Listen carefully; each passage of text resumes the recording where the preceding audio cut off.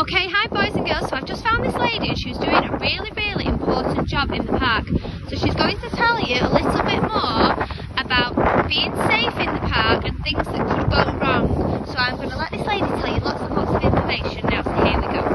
Hello, my name's Katie. I'm the Green Space Development Officer, so I look after Hyde Park, Lerner's Low, lots of different sites around Hyde. So today I've been out. Today two things have gone wrong. So we had a water leak off the new houses that are being built up at the top, and it washed out all the path and made a big dip in the path. Somebody might have put their foot down, fallen over to hurt their ankle. So I've gone in and I've fetched some stone, filled that in, made best that we can. So that's the first problem. And then I've noticed as I've been walking around the park that there's been lots and lots of litter. Oh, look at this. So I've brought my litter picker out so I don't have to touch any of the litter, because it's important that we're making sure that we're safe and keeping our hands nice and protected. And I've been round and I've picked up all of the litter. So there's a few different problems we find in parks.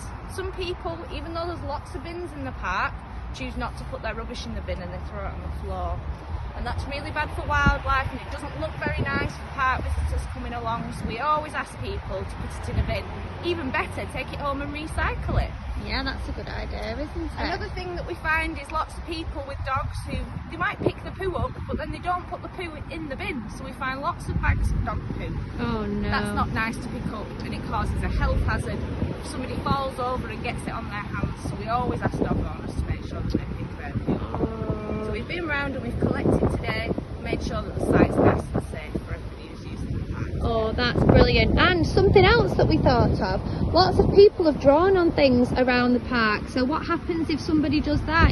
I think it's called graffiti, isn't it, where they draw on things around the park? Will somebody have to come in and clean all that Yeah, so up? we have a special solution, spray different things on it, we wipe it off to make sure that we can get it off. Depending upon what they've made the marks with, either a pen or a spray pen, needs different kinds of chemicals to get it off.